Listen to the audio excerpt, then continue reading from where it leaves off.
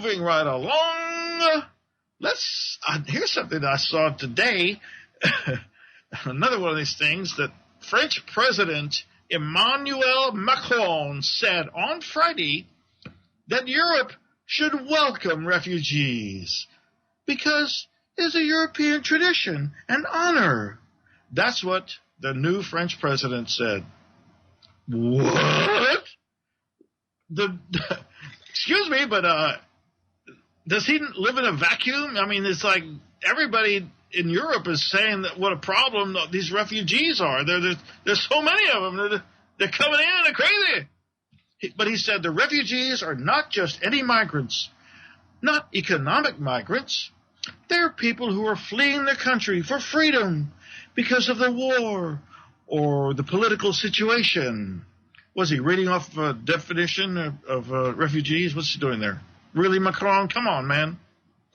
Could it be that these refugees are fleeing the areas because of what France has been doing, huh? France has participated in these wars and created these migrants, along with the rest of NATO. But France especially, they got munition. They have a sordid long history of invading other countries and mass murdering, especially in Africa. But yeah, they're one of the bad guys. Them, Spain, Italy, Britannia, they've got hundreds of years of history of doing horrible things. So anyway, but since 2015 alone, Europe has been experiencing the worst migration crisis in its history. So the last couple of years, struggling to accommodate hundreds of thousands of refugees and migrants fleeing hostilities in the Middle Eastern and North African countries. According to the latest data of the International Organization for Migration, updated earlier today, 2,108 migrants died in the Mediterranean while trying to cross the sea since January of this year. Over 2,000 people died. I guess they overload those boats and can't make it. And it's like Macron is saying, oh, it's the way it is. Most of them were on their way to Italy. Well, Italy sticks out like a boot into the sea there. So, yeah, that'd be definitely a close place to go to. The number of migrants that had crossed the Mediterranean Sea to enter the European Union this year so far is almost 84,000 people. Sheesh. He wants us to not think about the fact that this is all the elite's plan of world domination through Trojan horse of invasion, through immigration. I mean, this is an old plan.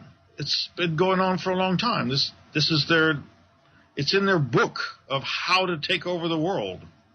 You mix in some battle-hardened mercenaries with the instructions to continue their policy of destruction, and from chaos will arise a new kingdom, easily managed by the elite survivors.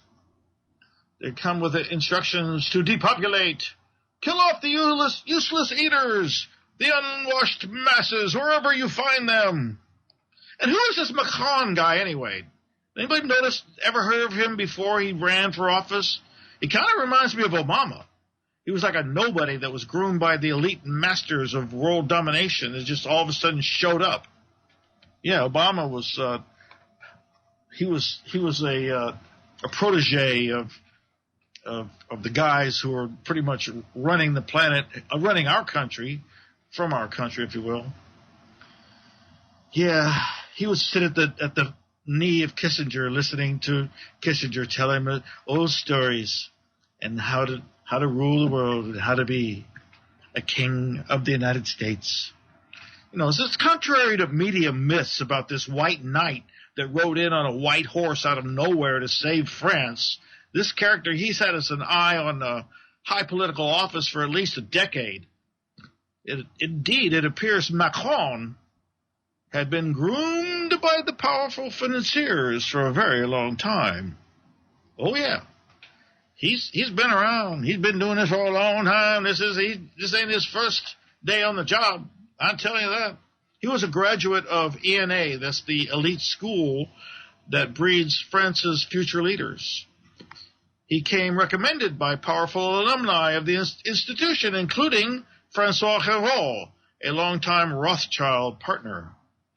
So, yeah, Macron is a puppet of the Rothschilds, as are most people in high places. Macron is like a conspiracy website's wet dream, I'm telling you. He not only was he groomed by the Rothschild bankers, but he was also a Bilderberg attendee. He went to the Bilderberg meeting in 2014. Well, of course he did. Of course he did. That's where all the New World Order puppets go to get their blessings from their new partners in crime. Yeah, Bilderberg meeting. Bilderberg. It reminds me of a German hamburger stand. Welcome to Bilderbergers. We will have your New World Order out in 10 minutes, or you're not free. No freedom fries for you. Have it our way. You can't have it our way. Your way. So, yeah. What else is going on in the world? Iran is blaming us for the falling oil prices. You know, we promised these, we make deals with these guys, and we tell them, look, we're going to all, charge the same amount for our oil, and they get into these deals, and the United States reneges on it and starts putting out, 600,000 barrels a day. It ain't fair. That's in the news. The CIA director, he blames Snowden worship for the rise in the leaks of U.S. secrets. He's trying to say, look, it's a trend. This guy Snowden, he's triggered a trend where a growing number of state and non-state actors are eager to leak top-secret U.S. documents to the media and the public in pursuit of glory, money, or whatever. That's what the director said. He said, I think there's a phenomenon, the worship of Edward Snowden and those who steal American secrets for the purpose of self-aggrandizement or money or for whatever their motivation may be. It does seem to be on the increase. He was in an interview on MSNBC News. How embarrassing for the rest of us. The U.S. intelligence and cybersecurity services now need to work overtime to keep America's secrets safe. Oh, really? That's what he says. Oh, but it's okay for them to dig into our secrets, and it's okay for them to surveil us and know everything about us. Oh, no. Isn't the government supposed to be protecting us? Am I crazy? Am I naive that I would think such a horrible thing? That shouldn't they be protecting our secrets instead of stealing and recording everything we say and everything we do? Next thing you know, that we'll be arrested for thought crimes. He says that we have an important obligation to perform counterintelligence that is protecting secrets that America steals from somebody, stealing it back from us. And there have been failures. This is what that kooky guy actually said. We've got to protect the secrets that we steal before someone steals it from us. And there have been failures. He admits it. It's tough. Have not only nation states trying to steal our stuff, but non-state hostile intelligence services, well-funded, folks like WikiLeaks, out there trying to steal American secrets, the sole purpose of undermining the United States and democracy. And democracy?